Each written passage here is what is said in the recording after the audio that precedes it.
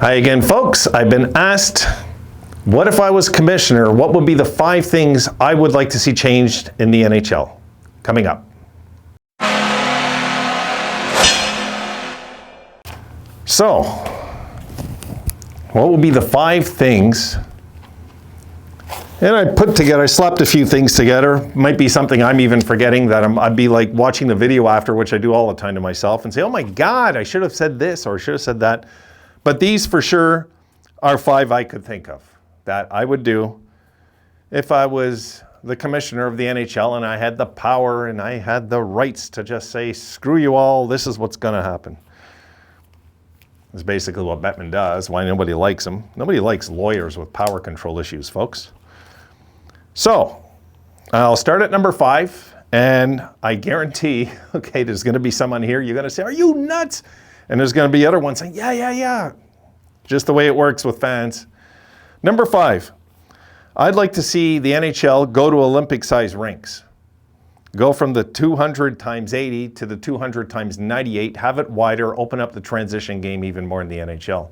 I've thought about this years ago, and my God, did I get shot down time when I bring it up. People, are you crazy? I believe the game's evolved. The equipment got bigger on the goalies. The players got bigger. The skates got lighter. The sticks got lighter. The shoulder pads, elbow pads, knee pads, everything got lighter. The sticks are feathers now, as we know. But the rink never changed. The ice surface never changed. Yeah, we got rid of the center line and we changed where the blue lines are, and we did a few alterations and shortened the net a bit on the girth of the net and all that. But guys, I would love to see just one season of the NHL playing in Olympic-sized rinks, and worst case scenario, we just go right back to it and say, okay, failed experiment. I think it would work. I really do. And I seen that Olympics in 2002, and for me, that was a lot of proof that the NHL players can, it was 2002, right? Yeah, 2002, when we played the USA in the gold medal game, and I thought the hockey was great back then. So I'd love to see, in this day and age, these players with the speed game that's going now have more ice surface. I'd love to see it. And then I could stop bitching about being in a smaller ice surface where you need to play more physical to contain your opposition. Of course, you'd still have to, but it'd be more difficult to lay hits. And I think the Sabres, a team like we have right now, would prosper in a bigger ice surface. Just my thoughts. That's number 5. Number 4.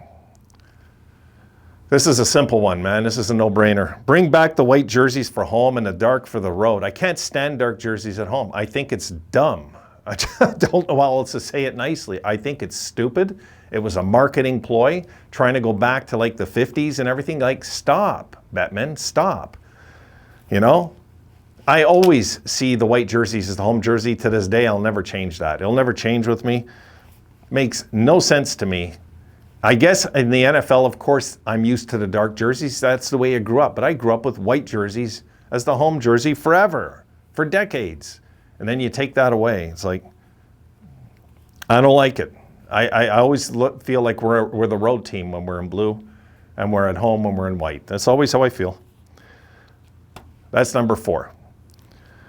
Number 3, teams need to have flexibility with bad contracts like the NFL does, okay?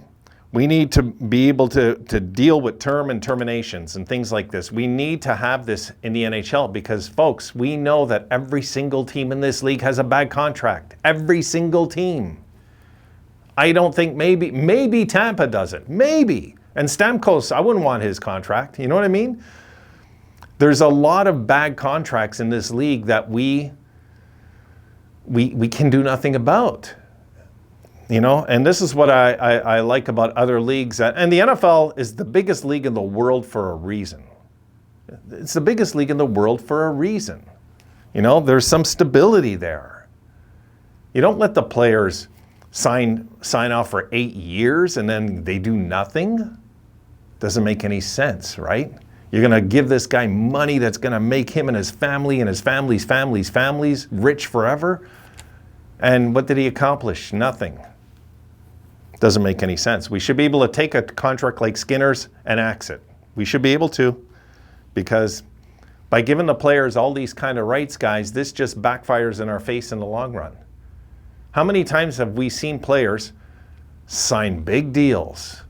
And I'm going to tell you something, watch for Suzuki in Montreal. Watch. Ever since he signed that big contract,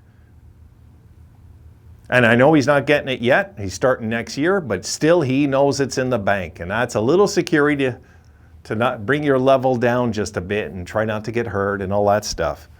And now I don't want to point out just Suzuki. There's tons of horrible contracts in the NHL. Tons of them. Tons. The league needs to fix that, because the weaker, that makes the league weak, okay? That makes the league weak. That affects revenue, everything. It affects everything. That is a loophole they got to fix, my opinion. Number 2, I'd like to see players only make 10% of the cap, not 20, the max. Nobody makes 20. But I'm just saying I would like to see that 10% is the max. Nobody makes more than 10% of the cap. Nobody in this league. Nobody. So that would change things. That would change the landscape. That would change a lot of things where players would suit up and go somewhere else. I get it, they would. But at the same time, we wouldn't have to hold salary. We wouldn't have, you know, like how many guys do we know in this league that are making $8 million and up and aren't near worth it? Not near it. So imagine the guys making 10, 9, 11, crazy money. Doesn't make any sense. 10%, wipe out the 20%. Last I checked, that's what it was. I don't even pay attention to that no more. I've given up. Nobody ever gets it. But if we can make 10% max of the cap, that would at least make a little sense to this guy. It would. And number 1, and I firmly believe this, dirty hits, head hits, especially hits from behind, suspended as long as the player not playing is injured. So if that player's out for the year, you're out for the year too. That's the way that should work. Not these stupid 2-3 game suspensions like we got now, folks. There is so many dumb suspensions now. You see it all the time. We'll see somebody like a big name player do something, and just because he's never done it before, he doesn't even get suspended. Meanwhile, this guy's out for like 6 weeks or something. It's wrong. So what we should do is we should up the suspensions, especially the hits from behind. That's the ones that drive me the most nuts, is the cross checks from behind into the boards. They say, well, we're going to take care of cross checks this year. They haven't.